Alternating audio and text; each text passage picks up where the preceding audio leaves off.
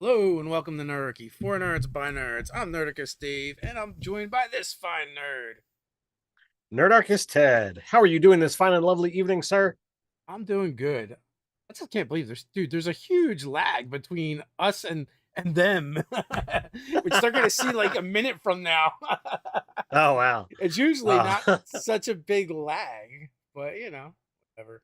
We're here. We're gonna be talking about fish out of water, and well, this was kind of precipitated because of the last game we played, and you were the dungeon master for said game. It's actually our first screen game of Dungeons and Dragons in how long has it been? quite It's some over. time. It's over a Over six year. months. I think it's over a year. Because I think we had three games of Zoo Mafia. We had a game of Vast Grim. Now, because we had in between there was those bastards. Oh, but I th- I th- we still had two Zoo Mafia, and we had Vast Grim. And I don't know when we played Nobody's Heroes. Like I'd have to go back you through know and what? sift through, Now you're gonna have to make me pull this up and but the reason why find that out. we're talking about Fish Out of Water, we are playing currently Dungeons and Delving season two. Um, it appears to me if you'd missed season one, it probably isn't going to matter too much. But there's a playlist. You can go check out season one and get caught up. In like 24 hours. If you don't sleep or anything, you could just watch it straight through and you'll be good to go. It was a really fun game where Ted, put together this awesome, totally original idea where we're in a reality TV show like Survivor, but instead of having to like find the idol and vote people off the island and dumb shit like that, we did cool shit. We had to like go into these like manufactured, made and engineered dungeons with we don't really know where the monsters come from, whether they're like caught from the wilds or bioengineered or animatronic. Like we never really got into that part. We just killed them as In they in arose. in season one, it was a mixture of things captured out of the wild and things that were essentially magically programmed. For lack of a better word, it would be like summoned creatures that would just Yeah. poof and disappear when they died. But you basically have characters that are existing in a pseudo holodeck situation within, and that's hopefully you're understanding the Star Trek terminology of holodeck. Um, but these characters got to go in and experience a dungeon atmosphere, dealing with traps and hazards and monsters, all for the chance to win glorious fame and profit. And quick recap, we get through 12 sessions. Our illustrious heroes, the adventurers, the sensational chimera, wound up winning the whole thing. Well, Spoilers. we wound up starting or ending on a little bit of a cliffhanger, as some things happen and we fade to black.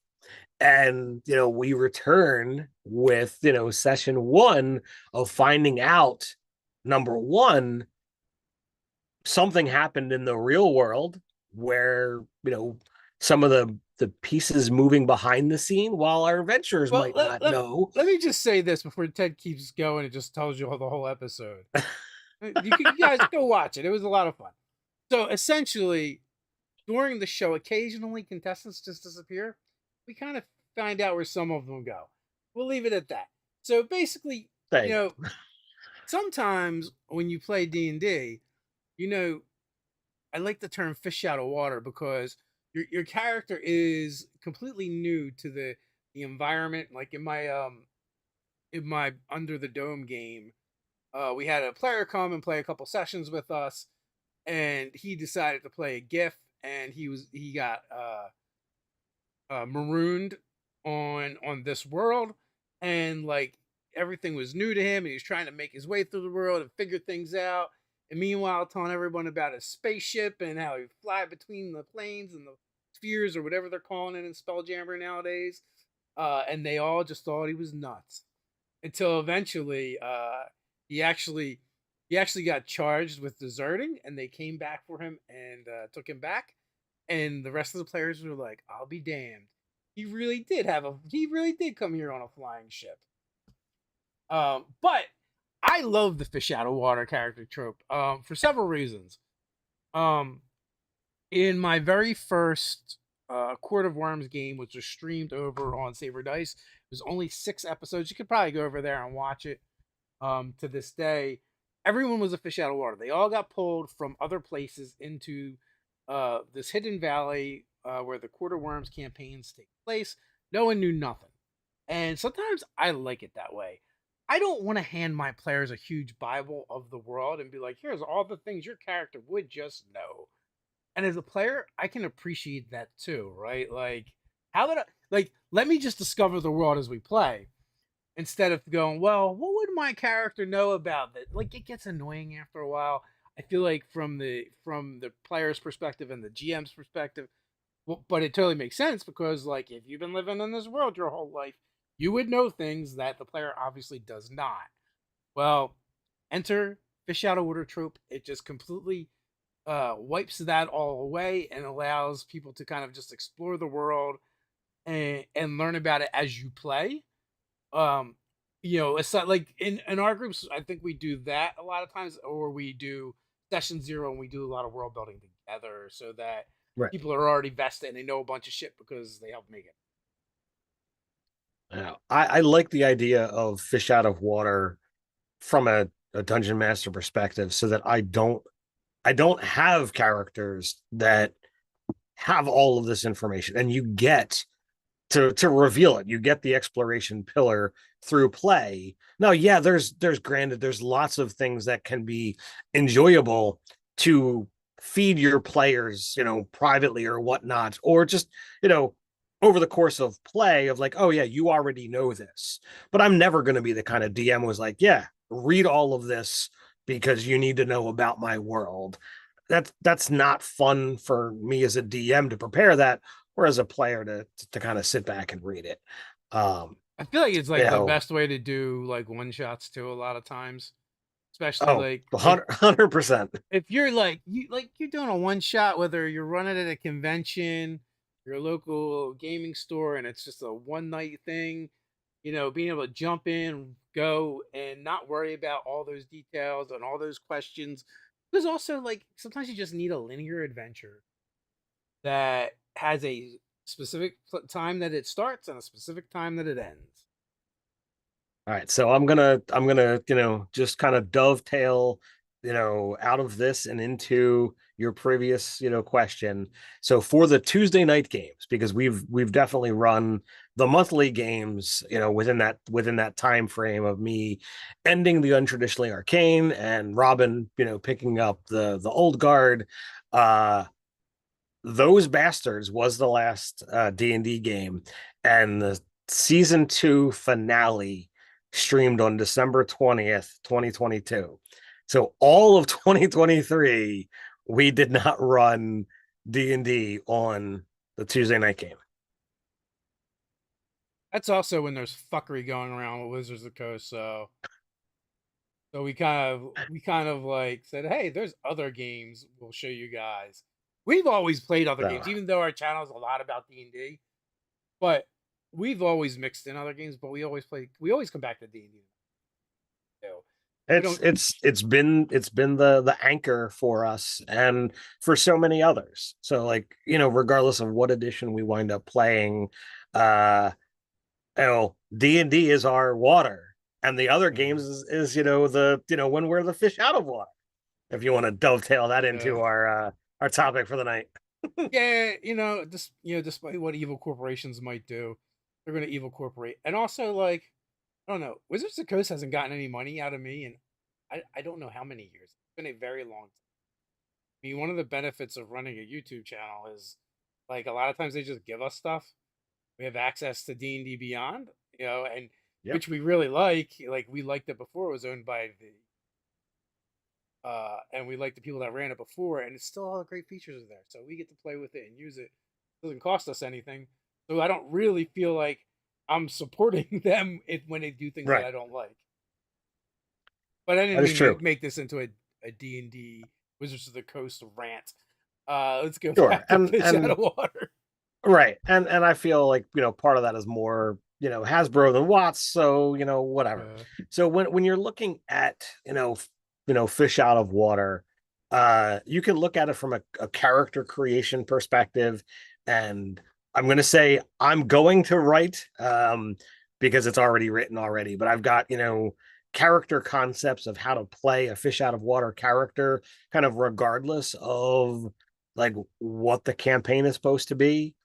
So like, whether you're talking about a noble that, somehow doesn't connect with, their peers and winds up tapping into a primal spirit and becomes a barbarian. How awesome is, that kind of, concept. So a whole bunch of things that like that.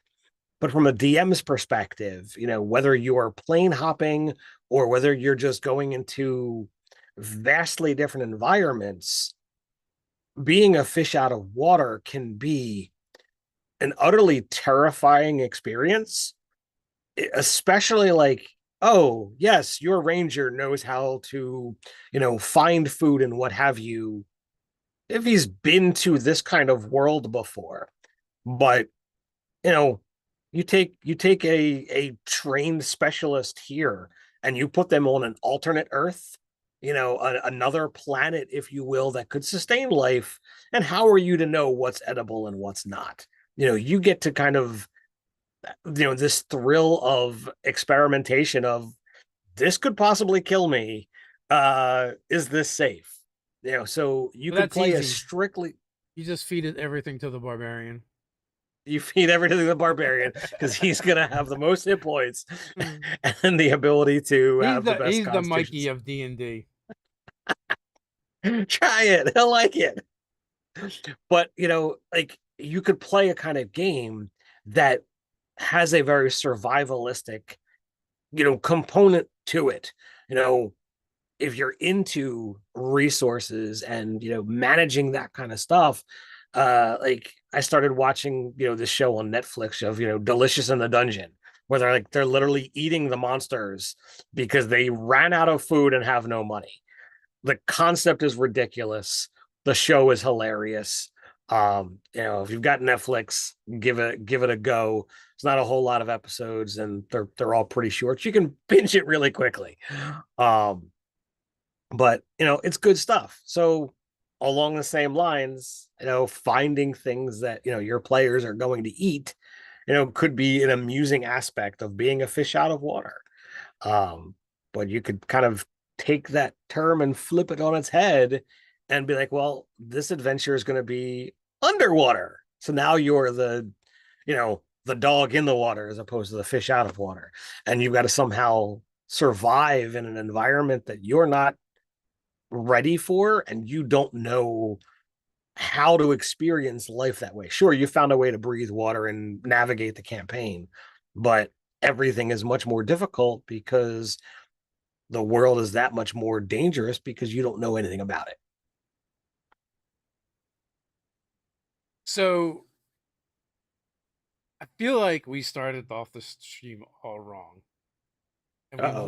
we really missed the chance to have some fun with one of your favorite things, Ted.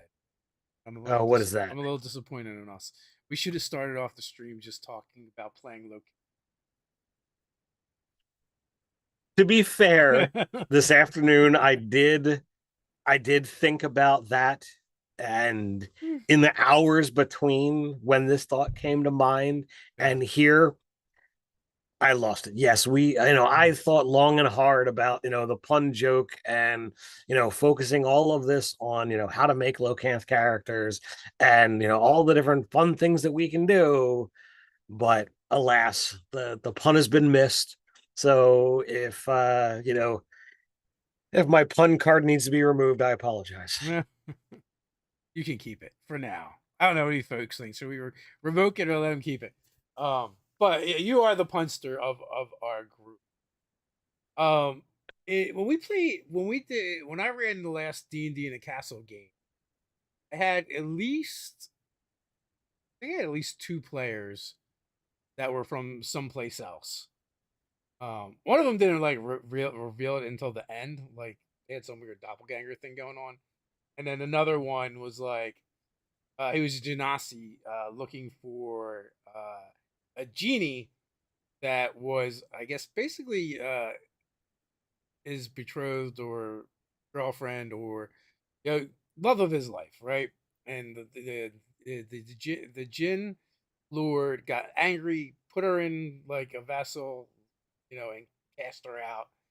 And then like that's why he ended up in this world because he was seeking her, which was cool because later I gave the ring that she was in to the bad Nice. guys. Yeah.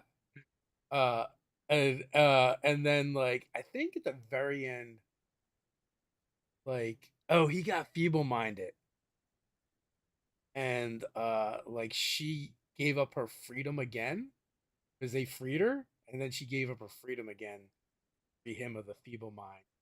So he got her back just in time to lose her.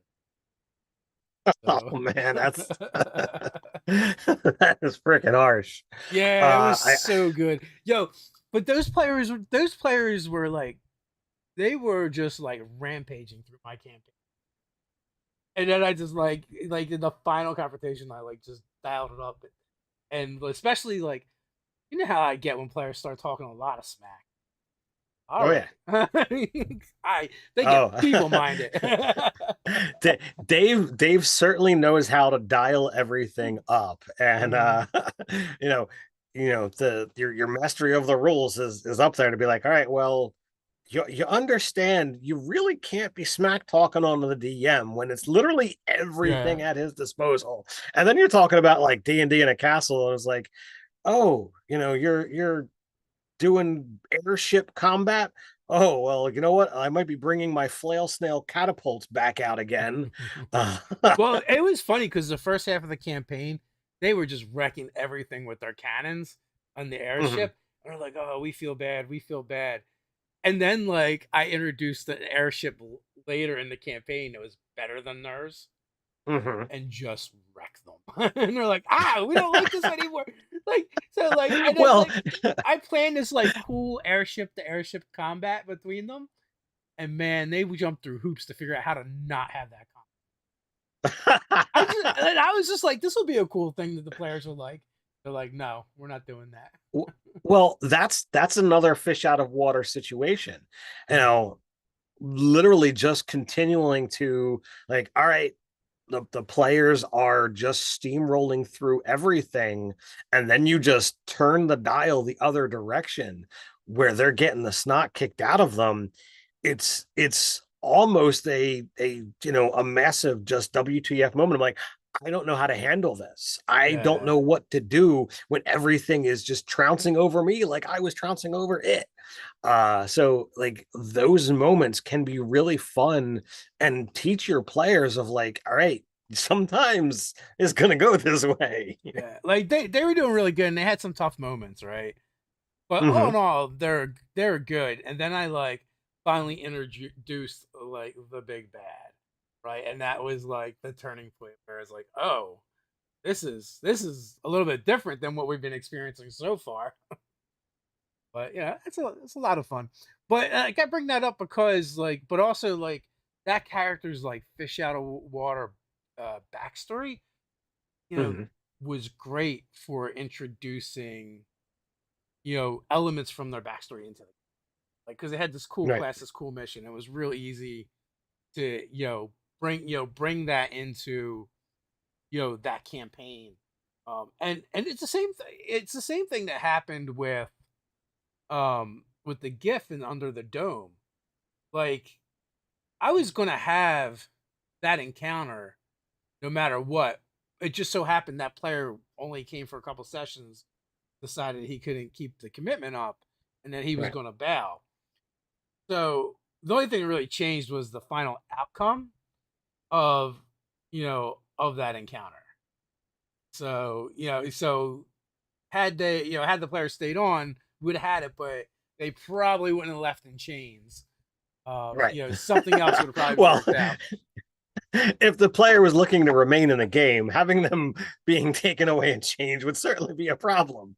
Yeah. Um, you know, I feel that that campaign or that particular battle could have put, you know, the player and the DM into a fish out of water situation, because had things gone differently, had we not said something during the battle out of game, you might not have been aware. But as soon as you put that airship, you know, that Mhm. spelljammer like up there, we're all thinking, holy shit, we're getting a freaking spelljammer this session. And Yeah. it would have changed everything. Yeah, I don't uh remember exactly what happened to make you guys not have the Spelljammer, but you basically, uh repositioned the guys so that they were a little bit more supportive and dominating, and entered into a negotiation after like you lassoed the character who was leaving. um but I feel like if we had really pushed, we oh yeah. probably could have we probably could have taken them. We might have had some players down or some characters down, but we could have walked away with Now I another remember. vessel. One of you guys got dropped, and one, yeah, and their commander was like, "I'm gonna headshot this guy if you guys don't chill." I think that's how we didn't fish out of water the DM. But that being said, like I don't care. Like I don't give a shit. If you guys decided you wanted to wanted to turn the game into a spell jamming game, it would have really changed things a lot. But I'd have been like, whatever. Yeah, I mean, there's always ways, Yeah. to deal with whatever the circumstances are. And we could have, oh, we use the vessel for a couple of episodes before a bigger badder ship comes and be like, yeah, that ain't yours, give it back. There's always ways, Yeah. as a the quote, Star Wars episode 1, there's always a bigger fish. um like, we the joke is out there, but typically, horns and protrusions are designed, you know, to protect an animal from predators. Well, if you look at the back of a Tarrasque, it's all covered in horns. So what is it that the Tarrasque needs to protect itself from? So there's always something bigger and badder that's out there. So Brian I've Smith. I've go for it. I was gonna say Brian Smith has entered the chat and wants to know if we're talking about Tritons. Actually, Locanth, because they're way more fishy than Tritons.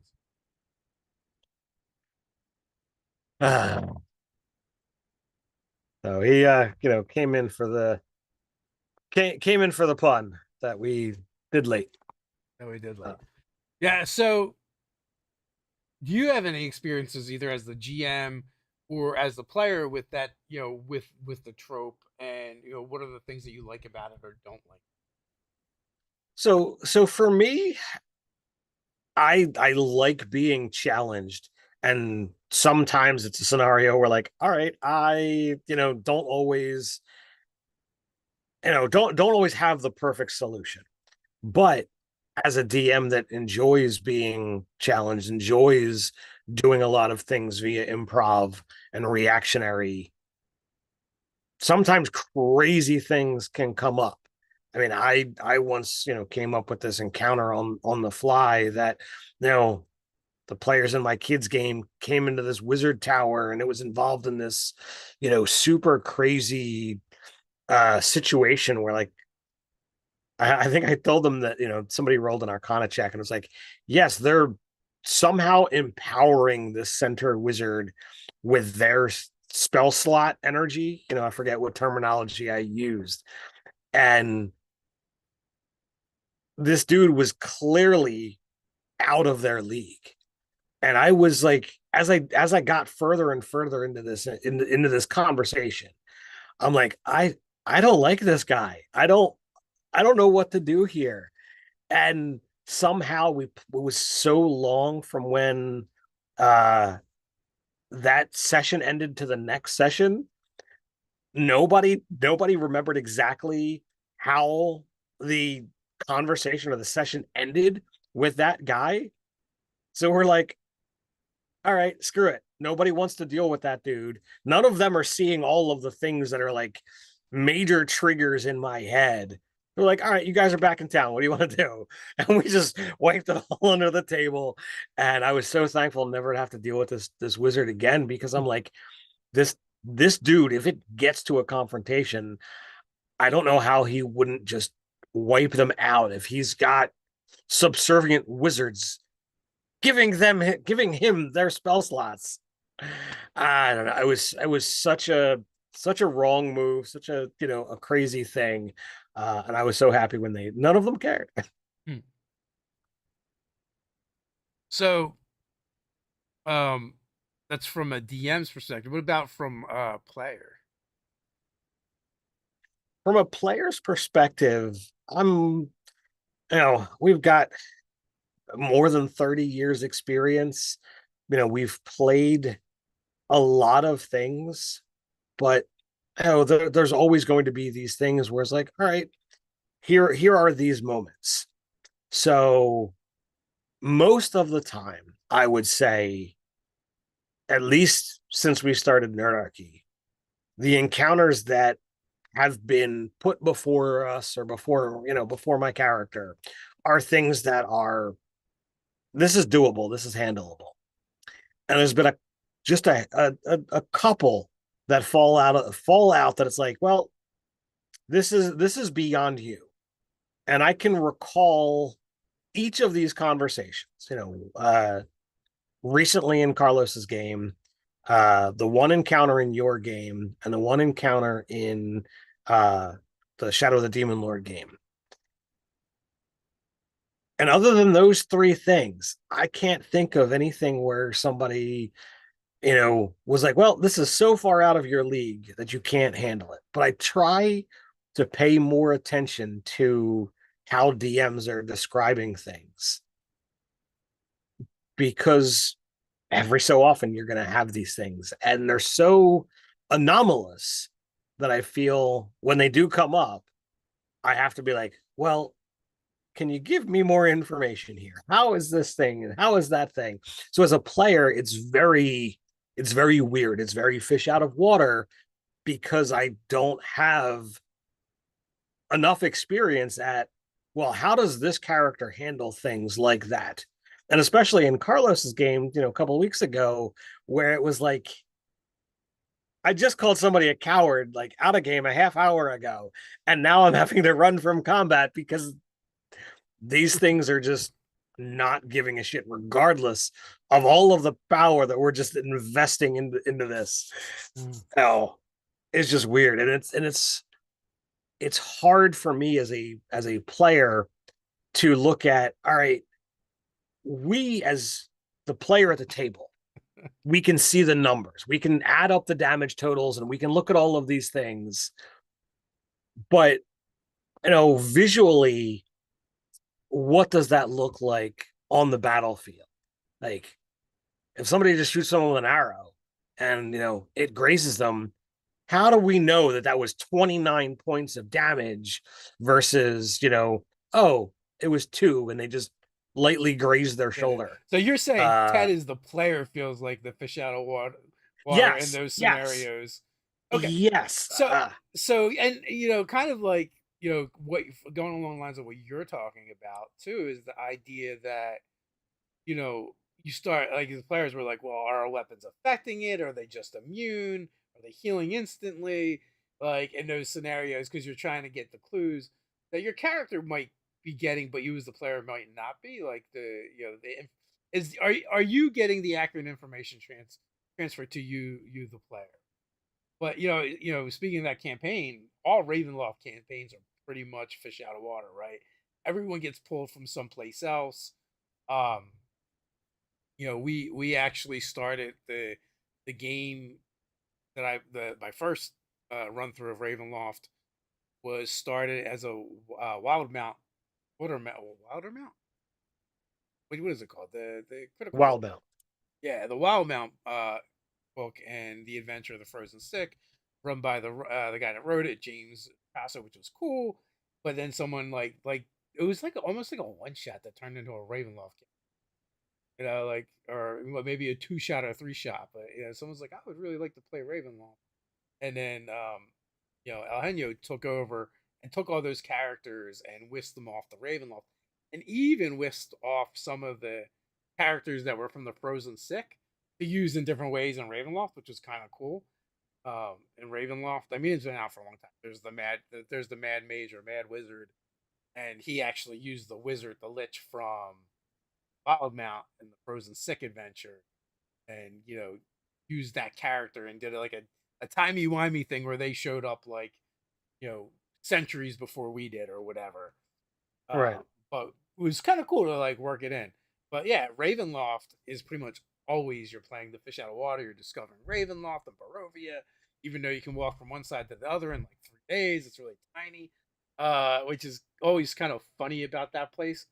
But yeah, you're like discovering all this stuff, and then every time our rangers would use primeval awareness, it's like their heads would nearly explode because one, you're pretty much you're it's hard to not be in your favorite terrain if you have like a very standard one, which really Right. blows out the range on that, and it's just like undead fiends, celestials everywhere.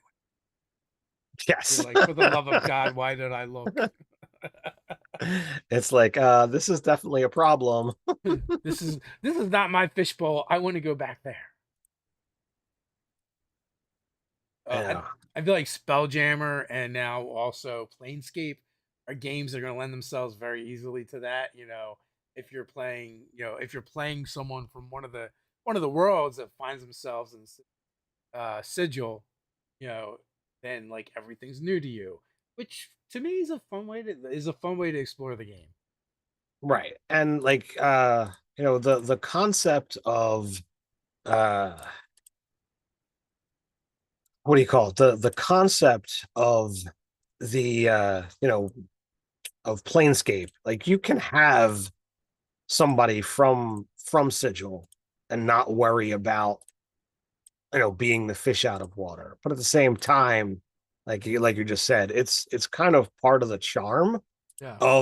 of that setting to be like, I need to see what this place offers to bring somebody else in and discover everything that comes with it, and not to just be like, oh yeah, I already know all this slang and the lingo and what have you. And you know it's more fun to experiment and figure out, oh, I really shouldn't have messed with that person, or I really shouldn't have gone down that alley. Well, That's part of its charm. well, after we do the midway things, we can talk about like maybe some differences between having only part of the party be fish out of water and the rest being from the place. So, as Dave says, we've crossed our halfway points, which means we got some business to take care of first. As you probably can look above our heads or see the scrolling thing below us, our live content here is sponsored by Easy Roller Dice. Whether it's your first set of dice or your 1 millionth set of dice, Easy Roller Dice for all your dice rolling needs. Use that promo code, that link, to get 25% off your first order. They're always having amazing deals. They're always having great stuff going on. So even after you've used that discount code, go back, find find their current code. They've got a newsletter that tells you all about their cool deals that they've got going on here. But it is Also, also the first. if you also Go just ahead. sign up for the newsletter, I think you get like a percentage discount code. I know, like, we worked with them for a long time, but yet I still get their things so I can be talking about what's going on. So let's see here. All right, I can't. Yeah, here we go. So right now they've got 25% off gemstone dice. So lots of amazing things, and I've got a handful of their gemstone dice sets. So go check them out and get them off. But it is also the first Sunday of the month, which means a couple of things. One, we do a giveaway here on the channel. I've got a pile of stuff to show off, as well as who gets it. It is also Dave's month to run a fan game for some lucky viewers. I'll read off the list of names. Dave will send out an email and get typically the first 5 people to respond. So from the Goblin Trading Company. We have a cool dice scroll. This thing rolls up and can easily stick it into your gaming bag, but it's a great way to store your dice and your minis while you're traveling to conventions or what have you. And these I've got two of these, one to give away now, one to give away later. It's branded with the Nerdarchy N, which is awesome. I showed these off a couple of weeks ago, but Wildspire Miniatures sent us a handful of things. So this is the spell blades. Inside each of these boxes, there's not only all of the unpainted miniatures that are there, but there's also a booklet to turn these things into NPCs or monsters. But there's also the Monsters of Salon. So lots of cool things in here. And again, also has a stat block. So these boxes and dice scroll is going to go to Jonathan Pettit. So I will send out that email in the next couple of days, and once I have the address, I'll get that whisked away off to you. And then the player selected for Dave's game, and he'll let everybody know what kind of level and when and all that stuff in that email. It's going to go to Tony, Gus Lee, James Stillwell, Jarrett Dupree, James Desjardins, Electric Dreams, Nathan Schmaltz, Rodney Ray, Owen O'Connell, and Werner. So I apologize if I mispronounced any of your names. We have, fans all over the world, and I am horrible at, reading certain things. So Actually, I it's hope I kind of didn't. fun. Werner. So Werner is English spelling of my middle name. Yep. It's actually my father's middle name. It's Swedish. Yeah, I was wondering if you were gonna, bring that part out there. Yeah, I almost, yeah. I almost, I almost pronounced it, as Werner. Hmm. Yeah, but Oh, so keep uh, your eyes open for those emails. indeed, indeed. So, yeah, so I think it's kind of fun and also adds extra role playing that you can have between not just your NPCs in the game and players, but your players. If you have some of them that are from the place and others that are not, right? So like then the players can be the ones to point out like the cultural societal faux pas that the other players are making or doing, or or question like if they had their own cultural things that they do that are strange to them, right? Because they've brought it with them from wherever they're from. I think that's a great tool for role playing, amongst the party members. And I don't know, as a DM, I think many of us, I can probably speak for myself and Ted and those in our games. I can't speak for you guys in your games, but we love it when our players just go off and begin role playing with each other for like 20, 30 minutes at a clip, like gives me a chance to catch up on my note taking. Maybe I'm listening, so in case they say something that I want to interject into the game later because it's a cool idea or a hypothesis that they have, and I want to be able to let them fulfill that and get that win later on. Um, so and and also like it's a part of the game. It's a role playing game, so they get to delve into the relationships with each other, which also makes for less problems in your parties a lot of times if they feel connected and they're getting along, or even if they're not getting along, but they're working through whatever's going on in the game, and it just makes for a more tight knit adventuring. I wholeheartedly agree. I adore player to player character connections. It is supposed to be a collaborative storytelling game, so to have so much of the speaking be just the GM, it sometimes feels like, all right, you guys need to pull your weight here. Come on. And while everybody who knows me knows that I can talk till I'm blue in the face and have done so, it's nice to sometimes sit back and be like, okay, You guys want to control the action? You want to talk? All right, I'm going to sit down and I'm going to let you do your thing. And I've got a number of amazing moments where I've either, as a player, joined in and had this awesome connection story. Uh, but I've also had those moments where, as a DM, the players really get into it, and I'm like, all right, I'm gonna just sit back and I'm gonna let this happen because this is just awesome. Well, yeah, I mean, it's just another component. And also, like, don't sleep on the opportunity to, you know, to take what they're talking about and role playing about to slip into the game better. So, I mean, for me, Oh, I'm always paying attention to that stuff.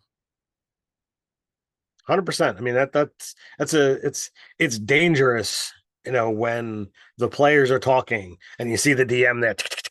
It's like, oh, I wonder what he's typing down. What thoughts have come into his mind? But anything that is coming to the DM from this going on, it's only for the added benefit of the story. Like, I know, whether you're giving juicy bits of backstory to your DM to use later, or you're giving it, giving the backstory and the wants that are current while the game is going on. It's all fuel for the fire. It's all things that are like, all right, well, this is going to be a thing later. Let's see how it happens. I feel like that's the subtle way Robin likes to muck with the group by giving the DM ideas. And they like to make it seem innocent, but they're not. Like, they're doing that on purpose.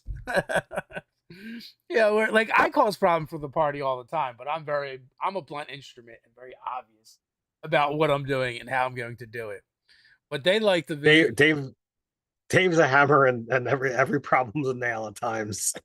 but Robin, and I don't know if they've always played this way or if it's because after us playing together for a while, them realizing if they vocalize stuff that I'll use it, especially if I think it's cool.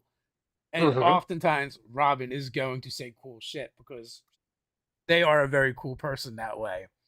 Uh and it's so I love having players like that in your game.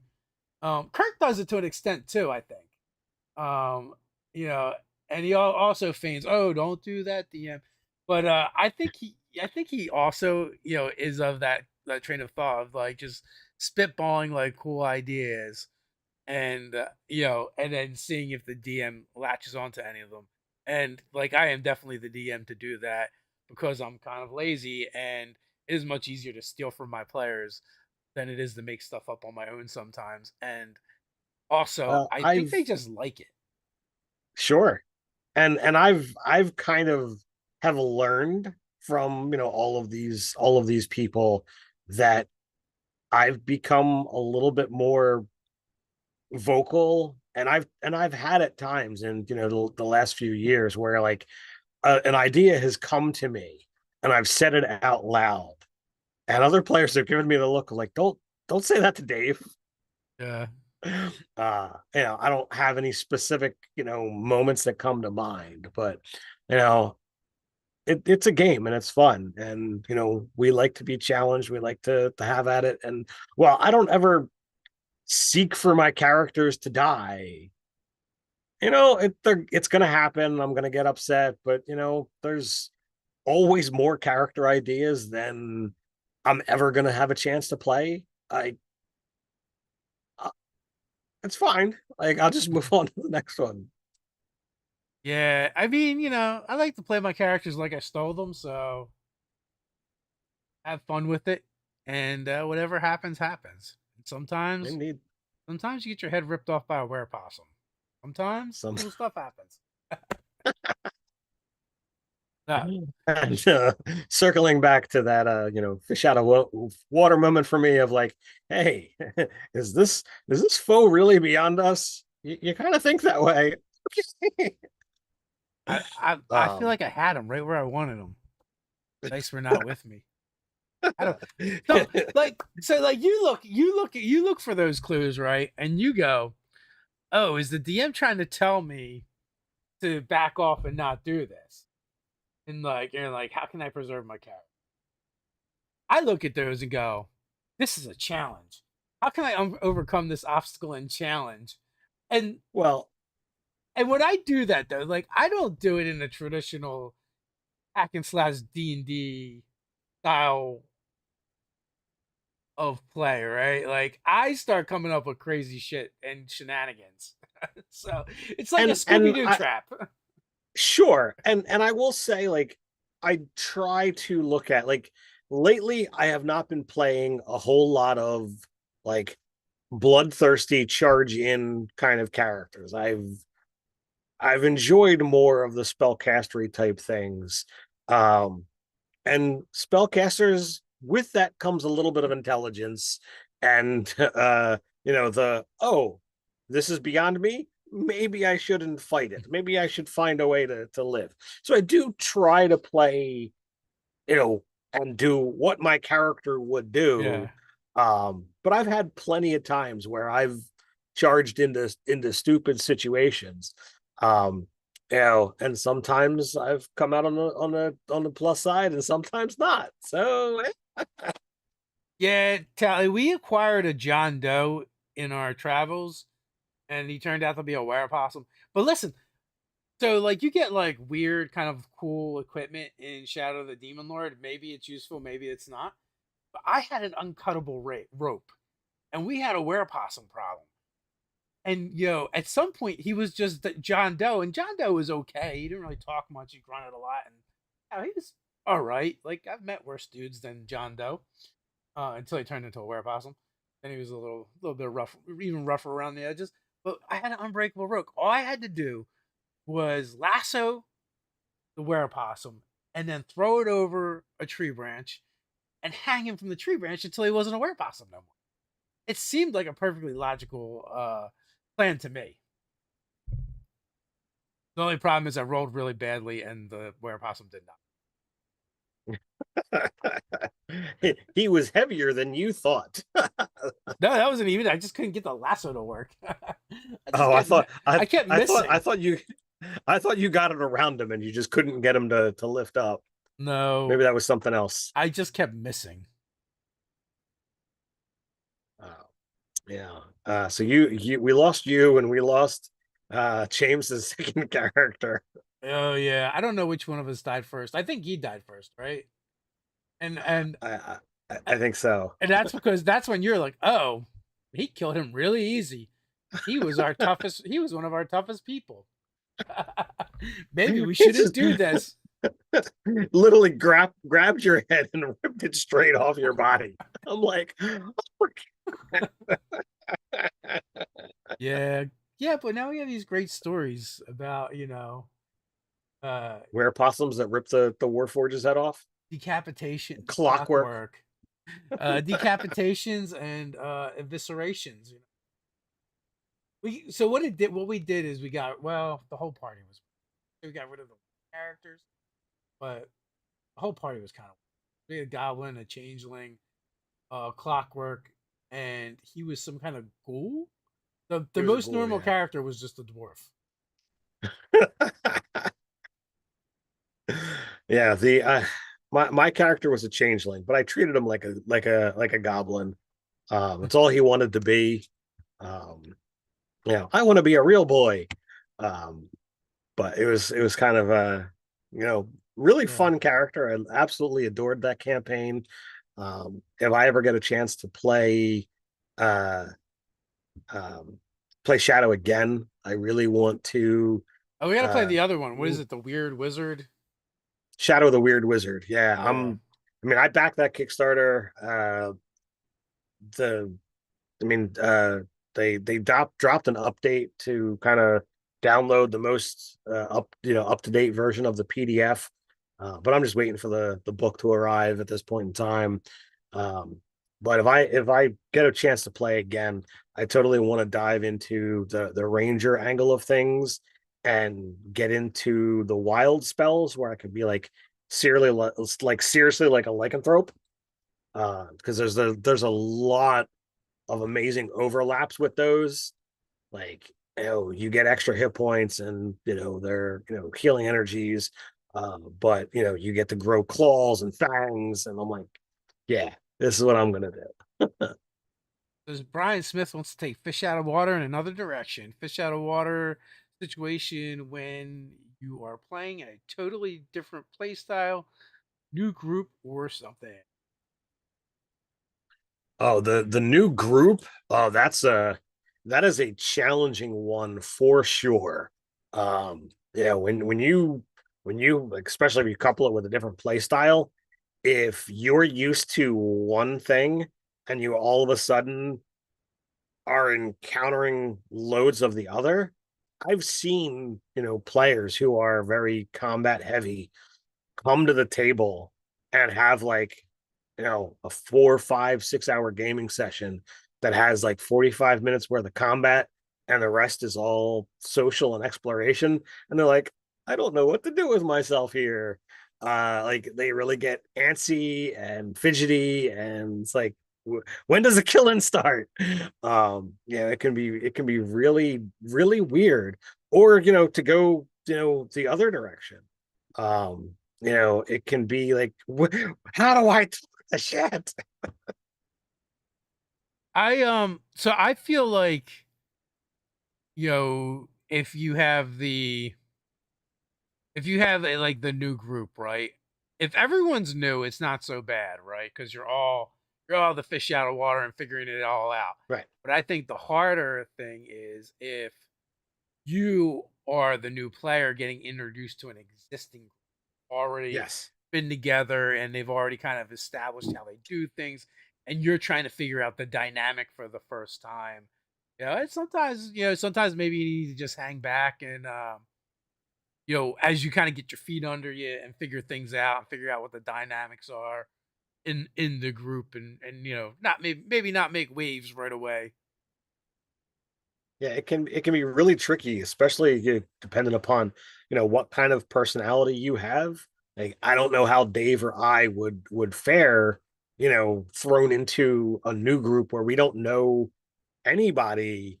And, it's like, all right, well, sure, we know the rules and we know how to role play, but if you've got some dominant or overbearing personalities, like, there could be some like moments of conflict where we might need to be like, all right, I'm gonna back off here and I'm gonna let you do your thing. Um, you know, it's sometimes it's fire and water, man. Fire and oil. It can Yeah, go and in different directions. and we've both done that, right? For one shots, right? Where we just pop in Hmm. for a one shot, play with a different group, and that's kind of easy, right? Because even if you're not jiving with the group or whatever, it's only a few hours, tough it out. And like I remember like we did a Drunken Dragons event, me and Doug, and just played with a group, and we're like, that one guy was so annoying. But and it's like everyone at a certain point is like, and you can tell like the whole table is just. But again, it was a one shot, and we're gonna play Right. probably never see those people again, right?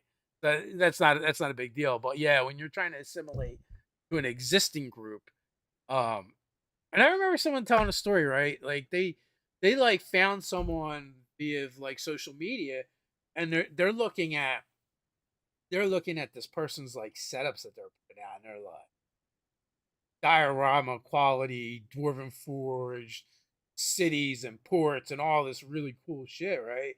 They're like, oh, I want to play in that game, and they connected with them, and they played, and they're like, fucking hated the play style of the group, and especially the GM.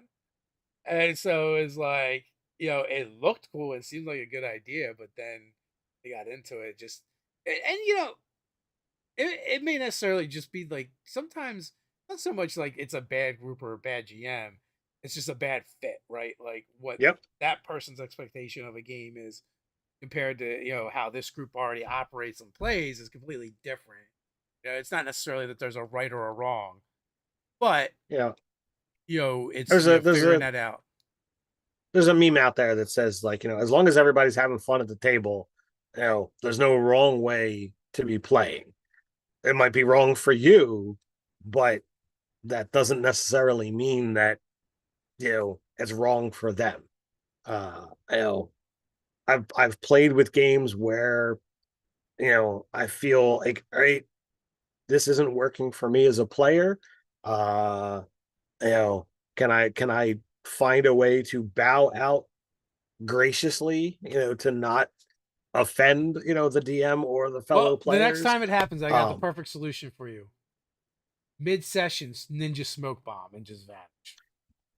That's definitely the way to do it. unfortunately, my ninja smoke bomb supply is run out, so I'll have to try and acquire more before before the next random game session. But like right now, I'm not looking to try and join any new games. I'm not looking to kind of get involved because I've got a lot of games. I am in 2 weekly, 4 monthly, and one whenever we can make it happen. Um, and then I like every so often I get approached by other people like, hey, do you want in on my stream or do you want in on my game? And I'm like, Mm. I'd love to say yes, but I honestly don't have the time. Like, Yeah. sure, if you can create more time in my month or my week, I'd love to. But barring that, no. Yeah, that I'm kind of in that same boat where where I had to you had to scale back, but I had to scale back for different reasons. So, getting going back to a full-time job and having to commute, and it's just like I had to I had to drop my Saturday morning game, which I was meeting more or less and less frequent anyway, but still I miss gaming with those folks. They're a lot of fun to play with. Um you get tough, man, being an adult, scheduling, all those things. Indeed. So it happens. All right, we got a few minutes left. If you got any last minute questions you want to throw in the chat for us, feel free to put it out there. Um, as stated, when eventually we get to the newsletter angle that shares the fish out of water, I've got like 10 character concepts to create a fun fish out of water character. Uh, looking at some of my notes for as a GM. You've got the really serious concept, which I know some DMs don't want to touch this with a 50-foot pole. You can always have some fun doing some time travel nonsense, because when you start playing Marty McFly, traveling back in time and meeting your mom and traveling in the future and meeting your kids, you can have all kinds of, interesting, weird moments. And I honestly, on my docket for D&D in a castle, when I ran last, one of the adventure ideas was actually traveling through some of the different ages of our campaign world.